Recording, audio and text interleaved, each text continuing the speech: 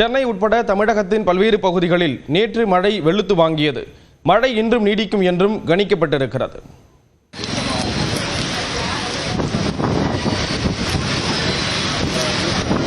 மேற்கு திசை காற்றின் வேக மாறுபாடு காரணமாக தமிழகத்தின் ஒரு சில இடங்களில் இடி மின்னலுடன் மிதமான மழை வரை பெய்யக்கூடும் என்று வானிலை மையம் தெரிவித்திருந்தது.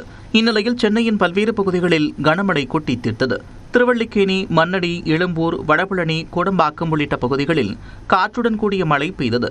பகல் பொழுதில் வெயில் சுட்டரித்த நிலையில் இரவு நேர மழையால் குளிர்ச்சியான சூழல் நிலவியது.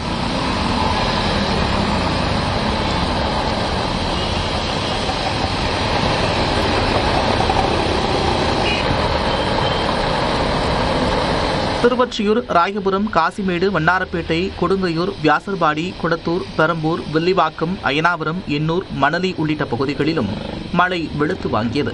இதனால் வாகன ஓட்டிகள் சிரமத்திற்கு ஆளாகினர்.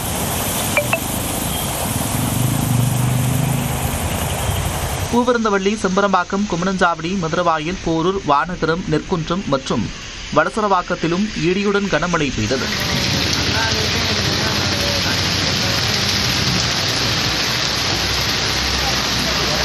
அதேபோல அம்பத்தூர், ஆவடி சுற்றுவட்டார பகுதிகளில் சூறைக்காற்று மற்றும் இடி மின்னலுடன் கனமழை கொட்டி தீர்த்தது.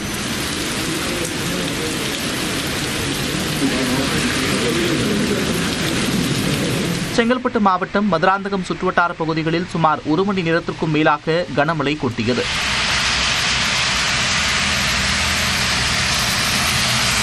அதேபோல மதுரை மாநகரையும் மழை விட்டு வைக்கவில்லை.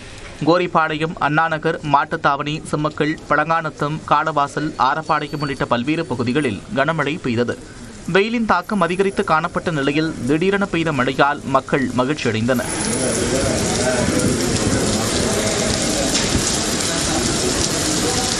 ராமநாதபுரம் மாவட்டம் திருவாடனை மற்றும் அதனை சுற்றியுள்ள கிராமப்புற பகுதிகளிலும் கடந்த சில நாட்களாக கடுமையாக வெயில் வாட்டி வதைத்த நிலையில் நேற்று கனமழை பெய்தது. இதனால் வெப்பத்தின் தாக்கம் குறைந்து குளிர்ச்சியான சூழல் நிலவுகிறது.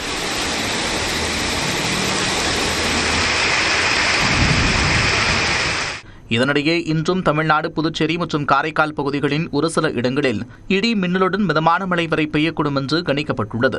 இன்று முதல் ஜூன் 10ஆம் தேதி வரை தமிழகத்தின் ஒரு சில இடங்களில் மிதமான மழை வரை பெய்யக்கூடும் என்று வானிலை மையம் தெரிவித்துள்ளது. சென்னை மற்றும் புறநகர் பகுதிகளை பொறுத்தவரை இன்று வானம் ஓரளவு மேகமூட்டத்துடன் காணப்படும் என்றும் கணிக்கப்பட்டுள்ளது.